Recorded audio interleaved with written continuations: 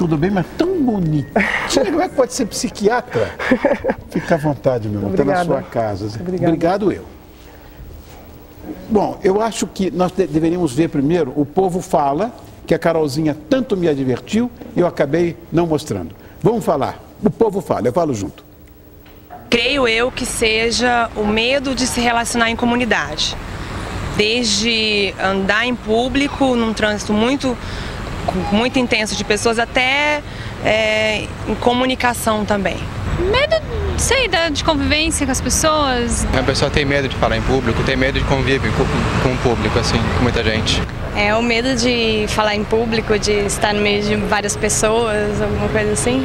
A pessoa talvez se sinta inibida socialmente. Medo de se enturmar com pessoas. Seria algum medo que uma pessoa tem em público? Eu tenho algum tipo de fobia social, sim. Eu não gosto de falar em público. Minha irmã, ela tem um certo problema em falar em público, mas eu acredito que não chega a ser uma fobia. É normal as pessoas terem, né, medo de falar em público. O medo é normal, assim, né, de modo geral. Não falo bem em público, mas não tenho problema de ficar nervoso, de queda de pressão, essas coisas não tenho, não. Que sempre eu tenho que fazer alguma apresentação. Na faculdade eu ensaio bastante, tento memorizar frases para na hora não dar um branco. Eu achei que ia dar nenhuma palestra assim, mas eu não vejo que teria problema nenhum, não. Tá aí, Cristina. Só para ilustrar. E agora você vai dizer pra gente o que é fobia social. Bom, o que o povo falou na rua tá certo, né? A fobia social é uma doença caracterizada pelo excesso de timidez. É uma timidez que passa do normal.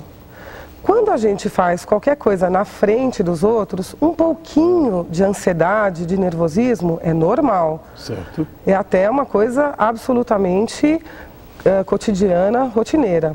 Porém, quando a pessoa tem muita vergonha de se expor aos outros e aquilo atrapalha a vida dela, isso pode ser uma fobia social.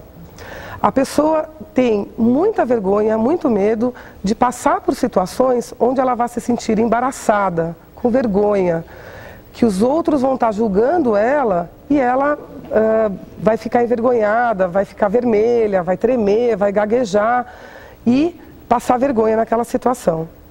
Não é só falar em público. Falar em público é o mais conhecido, é o mais óbvio. Ou, por exemplo, no caso de uma criança, um adolescente, fazer um exercício na frente da sala, na lousa. Ou comer em público, assinar um cheque em público, usar um banheiro público. Qualquer situação que ela tenha que se apresentar na frente dos outros.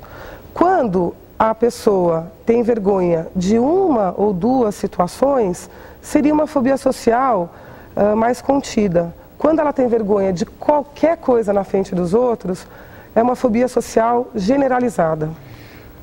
Bom, você como médica, essa é uma sintomatologia. Isso. Existem outras, assim, que eventualmente a gente não possa detectar? Porque isso aí todo mundo está vendo, tenho medo, não vou, não faço. Existem outros sintomas? Sim, um dos sintomas mais importantes da fobia social é a chamada ansiedade antecipatória. O que é isso? É quando a pessoa sabe que ela vai ter que se expor e ela já começa a sofrer por antecedência. Né? Então, por exemplo, eu sei que eu vou ter que apresentar um trabalho para o meu chefe ou para o meu grupo de trabalho daqui a 2, 3 semanas. Eu não durmo, não consigo comer direito, começo a ter vários sintomas de ansiedade, né, e sofro intensamente até o dia da minha apresentação. E durante a apresentação eu sofro muito, tenho vários sintomas físicos de ansiedade, palpitação, falta de ar, vontade de ir no banheiro, vontade de urinar, né? Quer dizer, a gente tem vários sintomas físicos antes e durante aquela situação e a pessoa começa a apresentar o que a gente chama de evitação. Ela evita aquelas situações onde ela vai se expor. Quais são as consequências possíveis disso para a vida da pessoa? Ela deixa de ter empregos bons que ela poderia ter, então ela pode ter um problema mesmo até de ascensão social, quer dizer, ela pode perder dinheiro com isso, perder bons empregos. No contato social com pessoas do sexo oposto, né, então geralmente a pessoa morre de vergonha numa festa, num evento, então ela não consegue, por exemplo, namorar, ou tem muita dificuldade para começar um namoro, porque ela tem muita vergonha da pessoa, né, do outro sexo. Ela então muitas vezes deixa de casar, namorar, ter filhos, enfim, ter uma vida bacana, legal, por conta dessa timidez excessiva. Outra pergunta para a médica. Essa doença é congênita ou ela é adquirida? Não se sabe exatamente quais são as causas da fobia social. Porém, a gente acredita que é uma mistura de fatores, tanto de fatores genéticos quanto fatores ambientais. Então, fatores genéticos a gente sabe que estão envolvidos porque na família de pessoas com fobia social existe uma frequência aumentada de pessoas com fobia social. Então, parece que os fatores genéticos são importantes. Por exemplo, aumentando a ansiedade. Sim. Mas os fatores ambientais também são importantes. Então, quando uma família mais tímida, por exemplo, pode dificultar com que aquela pessoa consiga vencer a sua timidez excessiva. Por exemplo, pequenos traumas sofridos na infância, ao longo da vida. Então, quando aquela criança foi fazer o exercício e as pessoas deram risada, também não ajudam. Podem favorecer uma pessoa que já tem uma suscetibilidade genética a desenvolver a doença. Agora, em casos graves, esse paciente ele pode se isolar do mundo, querer ter um tipo de comportamento de reclusão? Geralmente, a pessoa com fobia social que não obtém um diagnóstico adequado e, portanto, um tratamento adequado, a tendência é ela ir se isolando. Por quê? Porque ela sofre muito nessas situações. Ela até tem vontade de participar de uma reunião social, de ir a uma festa, de se apresentar no trabalho, mas ela tem um sofrimento muito intenso. Então, ela vai cada vez mais evitando essas situações sociais, até que ela pode realmente ficar mais reclusa. Em caso de mulheres, por exemplo, acaba muitas vezes acontecendo que elas acabam deixando de estudar, deixando de trabalhar e ficam mais em casa. Os homens, na nossa sociedade, né, pelo menos até hoje, para o homem é requerido que ele tenha um papel social, no emprego, fora de casa. Então o sofrimento às vezes é muito grande e ele deixa de ter, por exemplo, empregos que ele tem que se apresentar e tem empregos eventualmente até inferiores.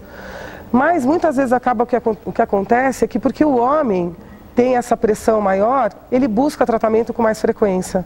Entendi. Do que a mulher, né? Como é que é o tratamento da fobia social? O tratamento é medicamentoso? Como é que é feito isso? Que deve ter, né, algum tratamento? Sim, o tratamento mais adequado é a combinação de medicamentos com psicoterapia. Os medicamentos utilizados para tratar a fobia social, ansiolíticos e, principalmente, medicamentos antidepressivos com efeito ansiolítico. Nem sempre a pessoa com fobia social tem depressão, nem sempre. Apesar de, na maior parte das vezes, ela desenvolve depressão. Mas problema de neurotransmissores, essas coisas? Isso, tem a ver com aqueles neurotransmissores que a gente já ouviu falar, serotonina, dopamina, GABA, que são neurotransmissores que têm a ver com a ansiedade.